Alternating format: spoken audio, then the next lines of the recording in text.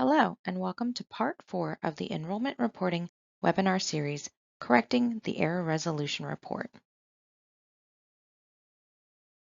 In this presentation, we will examine how to navigate to, review, and correct the Error Resolution Report. Then, we will go over some common warnings and errors, and finally end with some best practices.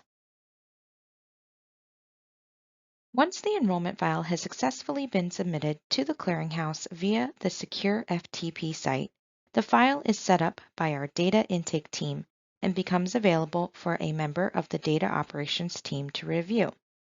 Once the file has been reviewed by an analyst, it will either be eligible to be processed into our database or it will be posted to the clearinghouse's secure website with errors for your institution to review. Please note, subsequent of term files are the only file type that are able to auto-post to the web without being reviewed by an analyst first. Once the errors are posted to the web, an automated email will be sent to the individuals on the contact list assigned with the submission data or submission data alternate and reports rules. The email will direct you to log into the clearinghouse website to work the error report. In order to be able to log in to the secure website, you will need a valid and active user ID along with the web access role. Once logged in, you will navigate to the Student Reporting tab. Under Enrollment Transmission, click the Error Correction link. It's important to note a critical part of the process is ensuring your institution's clearinghouse contact list is up to date, which can mitigate risk, avoiding occurrences where key school staff are not alerted or lack awareness about potential action they need to take. From there, you will be redirected to a new page where you will be able to see the error report that is in need of review. If your institution reports for more than one branch, be sure to review what branch code is listed on the email and in the branch code field. To open the error report, click the date under the Receive Date column. Here is the Error Resolution Report page. In the top left corner, you will find the Clearinghouse Contact. This shows the name of the analyst assigned to your file and their contact information, providing their email address and phone number. This is the individual to reach out to if you need assistance with your error resolution report. In the top center of the page, submission information shows the date we received the file, the certification date, the academic term you are reporting for, the submission type, and the number of days the error resolution report has been posted for review. The section will also show the submission ID number of the file and the school code. Just below the submission information is the Download Error Resolution Report button. This allows you to export and download the entire error list. Please note, in order to download the entire list, you must download it before working any of the errors or warnings. The error list can then be provided to your programming department if needed to get the data corrected in your student information system to prevent the same errors from occurring on future transmissions. On the top right-hand side, you will see the Request to Reject submission. If your submission needs to be rejected for any reason, please select the Request to Reject Submission button.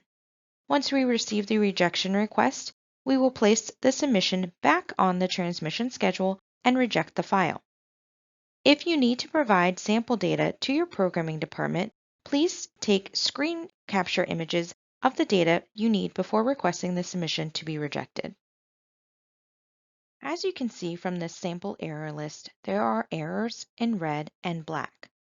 Errors identified in red are required to be corrected before the error report can be sent back to the clearinghouse for processing. These errors must be resolved because your student information system failed to extract all required data accurately for a specific student or set of students. As your third-party servicer, we have errors in place to keep your institution compliant with the federal regulations determined by the Department of Education. Errors identified in black are considered warnings. These should always be reviewed and updated if incorrect data is present. However, if the data present is correct and no changes need to be made, we can accept them as is. There are some exceptions to this, and we will discuss them shortly. Institutions have asked us how to fix records with errors in their student information system so they do not continue to occur or generate in the first place. Unfortunately, because there are many different student information systems, we are not able to advise how to make the updates internally in your system. We recommend working with your IT team or reaching out to your software vendor as needed to see what steps need to be taken to correct the data in your system, and also ensure that you have the latest software updates so that these errors do not occur on future transmissions. Here we see what a typical error screen will look like. The top cream-colored box defines the error and explains what is needed to correct the error. Next is what we often call the mass correction button. Not all errors are eligible for mass correction. In particular, program errors cannot be mass corrected. This button will not appear on errors that cannot be mass corrected. When you click this button, it will direct you to a new screen where you will enter the information that you're asking to be applied to all of the records in this error number. While your errors are going through the mass correction option, you will not be able to access the other error codes on the report. The Record Detail button is the circle plus button to the left of the student's information. All errors have a detail button that allow you to expand the record with the error to show more information of what is present on the file. Some of the fields will be grayed out and prevent you from making changes on the record, while others are open and allow edits to be made. Some of the errors require you to detail into the record to make the correction. If you are detailed into a record and making corrections, you will need to click the Submit for Validation button on the detail screen. However, if you are making corrections from the main error screen, you will need to make the corrections, check the Select box, then click on the Submit for Validation button. Once all errors and warnings have been addressed, and there are no longer any errors or warnings present on the main error page, the file will automatically return to the clearinghouse for the assigned analyst to review. If no red errors are present on the file, but there are still some black warnings listed, the I am done button will appear on the screen. Clicking this button will return the file to the analyst to perform a final review of the file. As I mentioned before, we are able to accept most black warnings when they are returned from the web as is. However, that means if your institution returns the black warnings without making necessary corrections and they are processed into our database, this could allow incorrect information into our database and thus be sent to lenders and the NSLDS. This is why it is critical that the black warnings be reviewed and updated as applicable before clicking the I am done button. If there are any black warnings that we should accept, please email or call the analyst assigned to the file to notify them that the errors have been reviewed and are okay to accept as is. Once you have reviewed and made the necessary corrections to all of the red and black errors, you will be able to select the I am done button in the center of the page. The I am done button must be pushed to complete the error resolution report to send the file back to the clearinghouse for the analyst to review. There may be errors and warnings that appear on the file that the assigned analyst will need to assist you with reviewing and updating. I had previously mentioned that there are some black warnings that we are not able to accept as is. One of those errors is the error 2. This error occurs when two records with the same Social Security number are sent on a file. We are only able to accept one record per Social Security number on each file. The assigned analyst will need to assist you to resolve these errors. Next, if your institution has initiated any changes or has made any corrections in your student information system, such as adjusting the term dates, please notify the analyst assigned to your file, as this could potentially trigger errors on the file. Next, we have spacing errors. A sign there are spacing errors present on the file or on a record would be seeing several errors for the same student or set of students, or seeing information populated in the wrong fields on the error report. Contact the assigned analyst before making corrections to the record or records in question.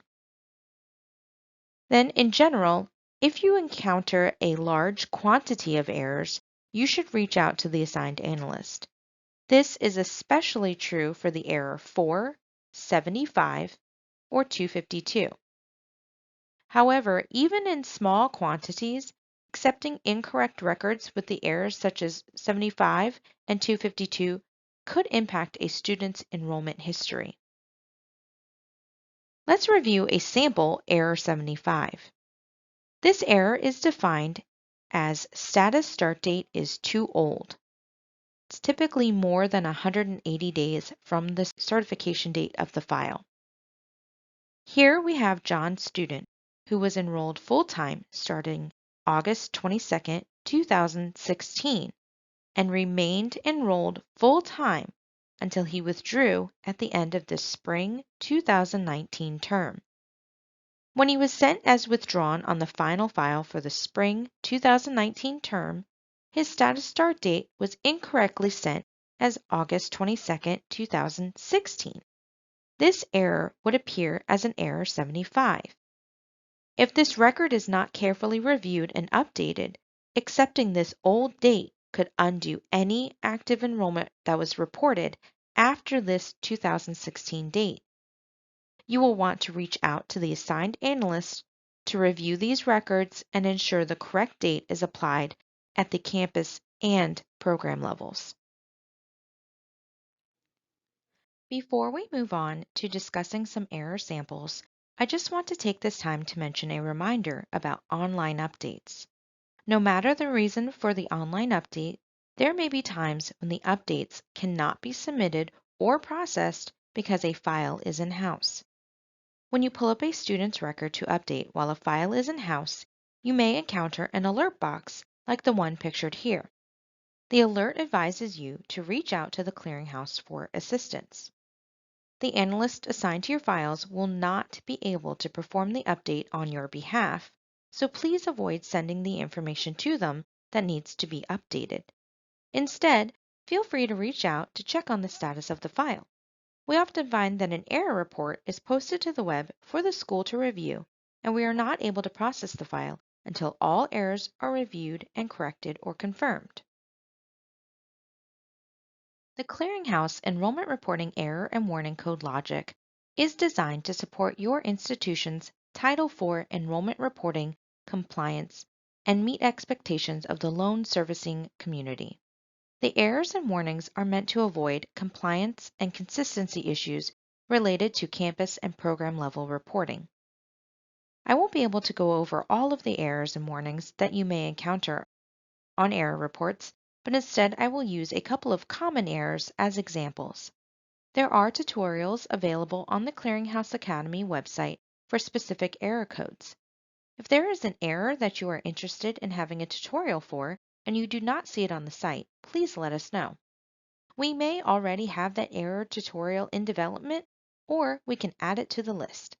In the meantime, if you have any questions, reach out to the assigned analyst before making changes.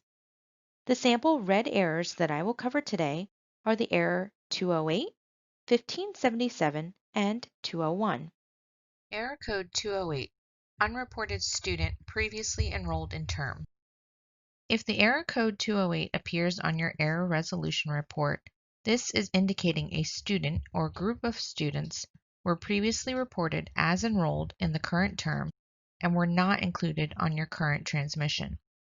If there is a very large number of students with the error code 208, instead of manually correcting all of the records, you have the option of requesting your submission be rejected and rerunning your enrollment file to include those students with the appropriate enrollment status and status start date, then you can resubmit the file for processing. Once the corrected file is resubmitted, it should reduce or eliminate the number of records that were previously flagged with the error code 208. This helps your file to be processed in a timely manner, since less errors would result in the enrollment file being processed quicker. If there are only a few students that need to be reviewed, you would want to click on the Error 208 from the error list to bring up the list of students with the associated error code. Next, you will need to click on the Circle Plus Detail button. As you can see from the example, this will open the student's entire record. You will then want to update both the campus and program level status and status start dates as necessary. Then click Submit for validation. If the information listed on the open record is correct at both the campus and program level, click Submit for validation to confirm. Detailing into these records and updating the campus and program level fields at the same time will help avoid triggering additional errors on the error report. Error code 1577. Campus and program level statuses are in conflict.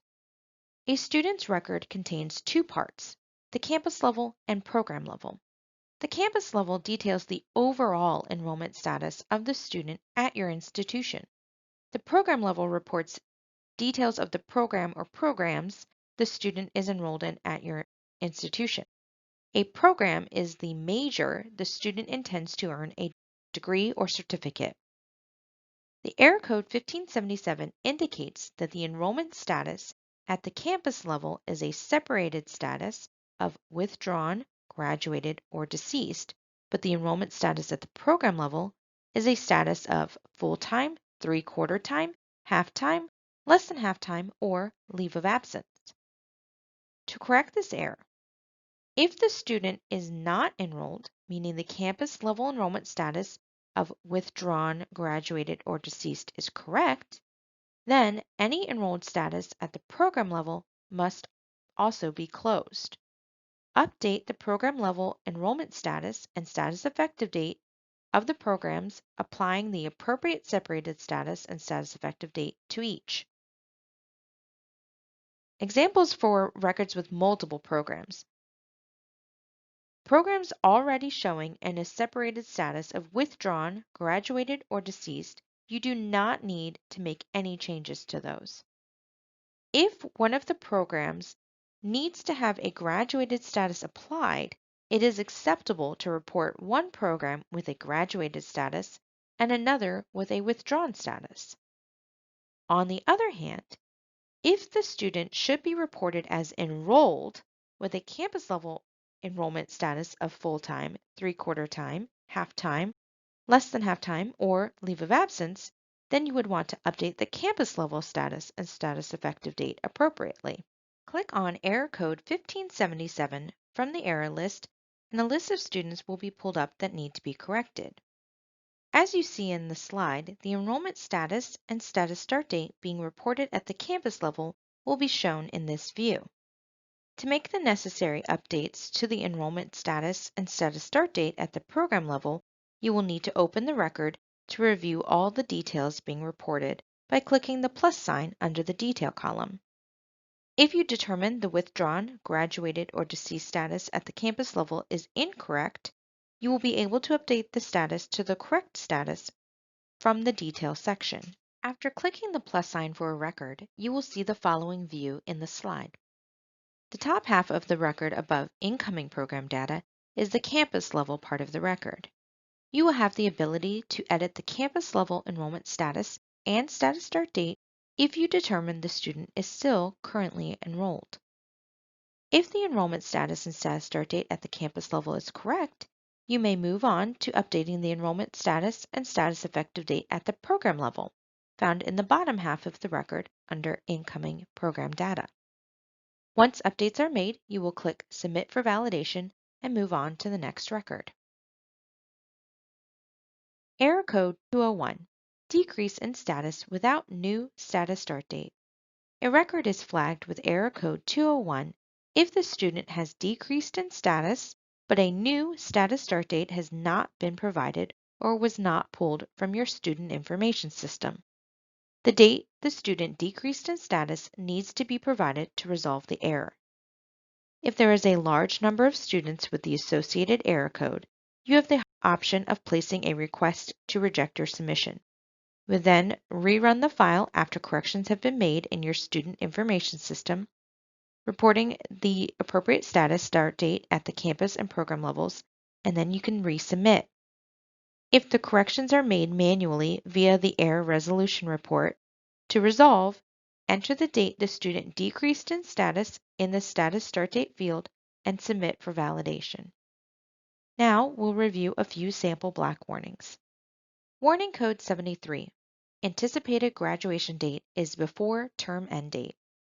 A record with the warning 73 can be accepted as long as the anticipated graduation date is after the certification date of your file, but the anticipated graduation date should be updated to the date that is consistent with the student's anticipated completion date to avoid placing the student into repayment too early.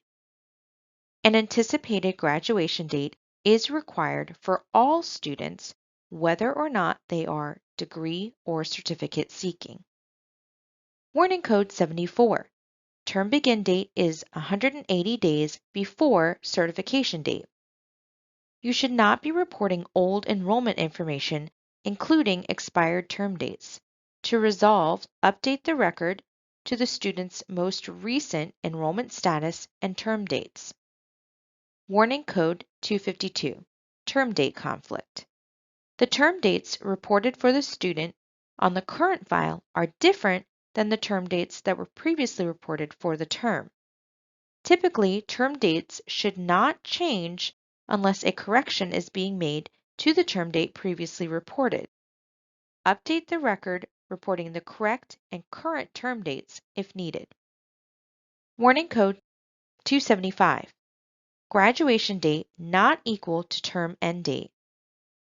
Lenders look for a student's last date of attendance, which is typically the term end date. But if the status start date is not equal to the term end date because your institution has students whose last date of attendance is sometime within the term, the record can be accepted with the 275. Warning codes 63 through 71. Address warnings. A complete address is required by the NSLDS for compliance reporting. If a student does not provide you with an address or only provides a partial address, you will want to have your student information system populate any missing address fields with the letters UK, which the Department of Education translates to unknown. Please note, if the country is unknown, you do not want to populate UK in this field, as UK is used for the United Kingdom. Based on what we covered today, here are some reporting best practices. Submit on time and in sync with your submission schedule and file type. Identify and ensure students that should be reported are on enrollment files with the accurate campus and program enrollment. Save and process your error resolution on the web report in a timely manner. Update your student information system with any changes you make on your error report to avoid future errors and warnings. Contact School Ops at studentclearinghouse.org or 703-742-4880 with any questions related to enrollment reporting. This concludes Part 4 of the Enrollment Reporting webinar series. Thank you for taking the time to watch this presentation.